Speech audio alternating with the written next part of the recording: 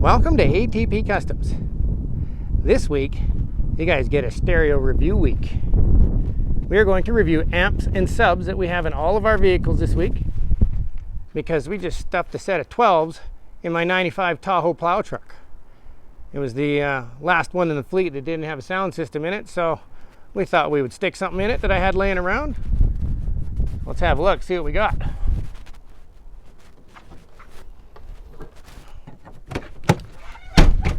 We have a set of MTX Terminator series 12-inch subs that I bought from Visions.ca, I believe the website is. That is the kind of a car audio place that you can order most of your cheap stuff online around here in Canada, if you're not familiar with it. What did we get? We got a TNA5000D monoblock 500 watts RMS. That's powering both. And yes, the wires are still just kind of sitting there. We haven't cleaned them up yet. We wanted to run them up high because being it's a plow truck, I don't want everything getting wet. So we're keeping the amp and all the wiring up high and out of the way. Now I wasn't sure what these were going to be like. I bought 4 of these with 2 amps. They were $138 for 2 12-inch subs with the box and an amplifier. So I bought them for a 79 Cadillac Coupe de Ville that we were going to build, and the motor blew up on that one before we got finished, so I moved on. Was going to stick them in my Acadian. Everybody said, oh no, don't use MTX subs in your Acadian. They're crap. They're not good enough for your build. So then I was going to stick them in our jet boat, and the motor blew up in the jet boat. So we decided to try them out in the Tahoe, and you know what? Everybody was wrong. These things pound for 138 bucks for the box, 2 12s, and the amp. It shakes the entire truck. I am surprised. We are just running a factory style deck. It's just a Pioneer. I think it's 25 watts by 4 or something like that. That's what's powering the speakers. Nothing massive, but yeah, this was a massive improvement. Holy, I'm surprised. I'm impressed. I would definitely recommend buying these if you're looking to save money.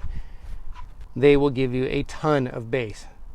I would buy more. I probably will, just because they're fun, they're super cheap, and we go through so many vehicles. Why not stick a set of 10s or 12s in everything, especially at that price?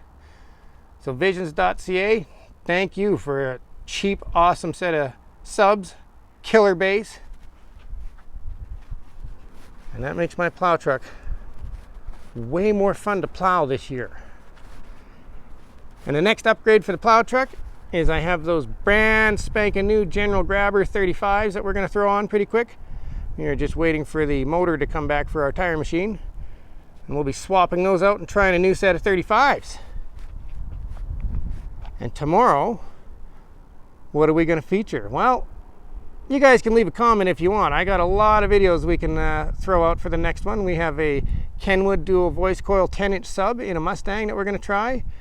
Mr. White's going to bring down both of his Mustangs. One of them has a pair of, I believe they're 10-inch kicker square subs, and his other Mustang has 4 8-inch square kicker subs. We have a 15-inch Rockford Fosgate. It's about a 1,000 watt sub to try out. So I think we'll bring the Suburban down. We have I believe it's a 10-inch bazooka tube in one of our vehicles that we can try.